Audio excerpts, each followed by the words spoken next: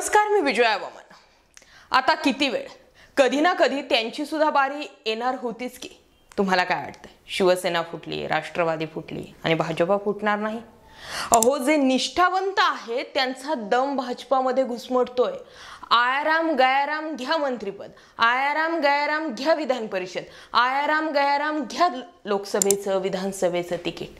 तुम्ही कधी विचार केलाय की जे भाजपामध्ये वर्षानुवर्षांपासून आहे, ज्यांनी आपलं उभं आयुष्य पक्ष वाढवण्यासाठी खर्च केलेला आहे, त्या लोकांचं काय? ज्येष्ठत्व, निष्ठावंत, जुने नेते, जुने कार्यकर्ते यांची काही व्हॅल्यू राहिली आहे की नाही, हा प्रश्न सर्वसामान्य म्हणून आपल्या मनात पडतोच की। भाजपामध्ये सध्या इतके आयारामांची एंट्री झालेली आहे, इतके लोकांना आयात केलेला आहे की कधी ना कधी त्यांच्या पक्षातून सुद्धा निर्यात होणारच आहे की। कारण अति झालंय आणि जेव्हा अति होतं त्यावेळी माती होण्याची वेळ येतेच येते। आता कदाचित पवारांची वारी आहे की आता भाजपा सुद्धा फुटू शकतो। आतली बातमी काय? मराठीमध्ये एक म्हण आहे, अति तेथे माती होतेच। होय, आता हीच म्हण तंतोतंत भाजपला लागू होते। झुळीत क्षमतेपेक्षा जास्त दान पडलं की ती फाटते। कुठलीही गोष्ट सहन करण्याची एक मर्यादा असते, ती मर्यादा ओलांडली की मनातील विद्रोह उफाळून येतो। अशीच काहीशी अवस्था भाजप आमदार व पदाधिकाऱ्यांची झाली। त्यामुळेच की काय, भाजपमध्ये सुरू असलेली इनकमिंग आता आउटगोईंग मध्ये बदलताना दिसते। हा उलटा प्रवास सुरू होण्यामागची नेमकी कारणं काय आहेत आणि आता पवारांची बारी आहे का, यावरच या व्हिडिओच्या माध्यमातून आपण बोलणार आहोत। सध्या बाहेरून गोडी गुलाबी दिसत असली ही सगळी जोडी तरी राज्याच्या भाजपमध्ये अंतर्गत खदखद आहे। उपऱ्यांना मिळत असलेली उजवी वागणूक भाजपच्या अनेक नेत्यांना डोईजड झाली।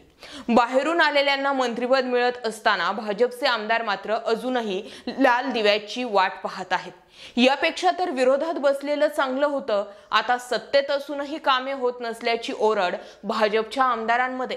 हे सगळं उघड उघड नसलं तरी मनोमन बहुतांश भाजप आमदारांमध्ये अस्वस्थता आहेच। अशीच अस्वस्थता महाविकास आघाडी सरकारमध्ये शिवसेनेच्या आमदारांमध्ये होते। त्यानंतर जे झालं ते संपूर्ण महाराष्ट्रानं पाहिले। आता हीच अंतर्गत नाराजी भाजपच्या आमदारांमध्ये दिसून येते। चर्चा तर अशी आहे की पुढील विधानसभा निवडणुकीत शिंदे व अजित पवार गटासाठी भाजप आपल्याच काही आमदारांचे तिकीट कापण्याची शक्यता आहे। असं झाल्यास या सर्व नाराजांचा गट शरद पवार यांच्या राष्ट्रवादी सोबत जाऊ सुद्धा शकतो। आता आपण काही उदाहरणांच्या माध्यमातून भाजप आमदारांची नाराजी समजून घेऊयात। आता नाशिकचंच उदाहरण घेतलं तर मग जिल्ह्याचं भाजपमध्ये म्हणजे जिल्ह्यात भाजपचे 5 आमदार असतानाही जिल्ह्यातील 2 मंत्रिपदे शिवसेना शिंदे गट आणि राष्ट्रवादी काँग्रेसच्या अजित पवार गटाकडे गेल्यानं पुढील मंत्रिमंडळ विस्तारात नाशिकला संधी मिळण्याची शक्यता आता मावळलेली आहे। शिंदे गटापाठोपाठ ज्यांच्या भ्रष्टाचाराविरोधात रान उठवलं, घरासमोर आंदोलनं केली, त्याच भुजबळांना मंत्रिपद मिळाल्याचे भाजपच्या आमदारांसह पदाधिकारी आणि कार्यकर्त्यांच्या जिव्हारी लागणं ही साहजिकच आहे। अगोदर यांनी हे सगळं करून ठेवलेलंच तसं आहे। शिंदे गट आणि अजित पवार गटाला मिळालेल्या मंत्रिपदामुळे भाजपचे आमदार कोमात गेलेत आणि पदाधिकारी कार्यकर्तेही अस्वस्थ झालेत। पुढील मंत्रिमंडळ विस्तारात भाजपकडून आमदार म्हणजे देवयानी फरांदे किंवा डॉक्टर राहुल आहेर यांच्यापैकी एकाला मंत्रिपद मिळेल अशी आशा होती।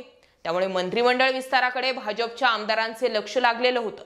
मात्र दरम्यानच्या काळात राष्ट्रवादीत फूट पडून अजित पवार गट सत्तेत सहभागी झाला आणि त्याचमुळे राष्ट्रवादीतल्या बंडात सहभागी झालेल्या 5 आमदारांपैकी छगन भुजबळ यांची मंत्रिपदी वर्णी लागली। दुसरीकडे पश्चिम महाराष्ट्र आणि मराठवाड्यातील अजित पवारांचे निकटवर्तीय हे भाजप नेत्यांचे कट्टर विरोधक आणि प्रतिस्पर्धी आहेत। त्यामुळे अजित पवारांच्या एंट्रीने भाजपच्या गोटात खळबळ माजली। इंदापूरमध्ये हर्षवर्धन पाटील, समरजित घाडगे, मुन्ना महाडिक, मराठवाड्यात राणा जगदीशसिंह पाटील, आमदार मेघना बोर्डेकर यांच्यात नाराजी असल्याची आता जोरदार चर्चा सुरू झाली। आता नुकतंच उदाहरण घ्यायचं ठरलं तर अर्थमंत्री पदावर पुण्याचे पालकमंत्रीपद देखील अजित पवारांना देण्याचा निर्णय भाजपच्या वरिष्ठ नेतृत्वाने घेतला। मात्र त्यामुळे पुणे भाजपमध्ये अस्वस्थता पसरलेली आहे। भाजपच्या अनेक स्थानिक कार्यकर्त्यांनी त्यांच्या नाराजीला सोशल मीडियावरती मोकळी वाट सुद्धा करून दिली आहे। भाजपचे वरिष्ठ नेते या निर्णयाचं कितीही समर्थन करण्याचा प्रयत्न करत असले तरी अजित पवारांच्या आक्रमक राजकारणाचं आव्हान येत्या काळात त्यांना पुण्यात पेलावं लागणार आहे। आणि पुण्याचे पालकमंत्री म्हणून चंद्रकांत पाटलांनी गेल्या आठवड्यात अखेरची बैठक सुद्धा घेतली। मग त्यावेळी त्यांच्याबरोबरच भाजप नेत्यांच्या चेहऱ्यावरील ताण स्पष्टपणे दिसून आला। देशातील, राज्यातील आणि पुणे शहरातील सर्वात मोठा पक्ष असतानाही पुण्याच्या पालकमंत्रीपदावर तुळशी पत्र ठेवावं लागल्यानं शहर भाजपमध्ये कमालीची अस्वस्थता। ज्या राष्ट्रवादीशी संघर्ष करून एक सत्तास्थान काबीज केलं त्याच राष्ट्रवादीच्या ताब्यात पुण्याचा कारभार सोपवणं भाजपच्या राजकारणासाठी धोक्याचं ठरू शकतं, असं या कार्यकर्त्यांना आता वाटतंय। अर्थमंत्री बनताच अजित पवारांनी, चंद्रकांत पाटलांनी जिल्हा नियोजन समितीमध्ये भाजपच्या लोकप्रतिनिधींच्या मतदारसंघात मंजूर केलेला 400 कोटी रुपयांचा निधी अजित पवारांनी अडवून धरला होता। मात्र त्याचवेळी अजित पवार समर्थक आमदारांना ग्रामीण विकास निधीमधून प्रत्येकी 10 कोटी रुपये तर समाज कल्याण विभागातून प्रत्येकी 5 कोटी रुपये मंजूर झालेले होते। मग अशा प्रकारे भाजपच्याच पदाधिकाऱ्यांची कामे होत नसतील तर सत्तेचा काय उपयोग, अशी नाराजी भाजप आमदारांमध्ये। अजित पवार यांचा आक्रमक अंदाज पाहता येत्या विधानसभा निवडणुकांमध्ये आपल्यासाठी जास्त जागा पदरात पाडून घेण्याचा त्यांचा प्रयत्न असेल। अशा वेळी भाजपकडून विधानसभा लढवण्यासाठी इच्छुक असलेल्या अनेक आमदारांना, उमेदवारांना आपले मन मारावे लागणार आहे। तेच काय तर अनेक स्टँडिंग आमदारांनाही आपला मतदारसंघ मित्रपक्षाला देण्याची वेळ येऊ शकते। अशा वेळी भाजपमधील दुफळी आपल्या पथ्यावर पाडण्याचा प्रयत्न विरोधकांकडून केला जाऊ शकतो। भाजपच्या नाराज आमदारांना आपल्याकडे वळवून त्यांना उमेदवारी देण्याचेही आमिष दिले जाऊ शकते। त्यामुळे येत्या काळात भाजपमधून आउटगोईंग सुरू झाल्यास नवल वाटायला नको। जे पेरलंय ते उगवणारच। अति झालं की माती होतच असते। भाजपनं अति केलंय असं देखील आता भाजपाचेच पदाधिकारी म्हणतात। भाजपामध्ये सुद्धा 2 गट सक्रिय आहेत, एक फडणवीस गट आहे आणि एक फडणवीस विरोधी गट आहे।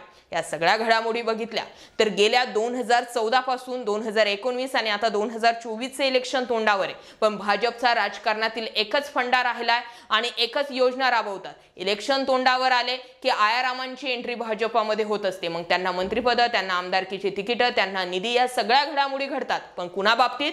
आयारामांच्या बाबतीत। मग जे निष्ठावंत भाजपामध्ये आहेत त्यांचं काय? आता वेळ आली आहे की त्यांचा सुद्धा स्फोट होऊ शकतो आणि ही खेळी पवारच करून दाखवतील। या मुद्द्याबाबत तुम्हाला काय वाटतंय? कमेंटमध्ये व्यक्त व्हा। विषय आवडला होऊ द्या शेअर, कमेंट करायला अजिबात विसरू नका। जय महाराष्ट्र पब्लिक।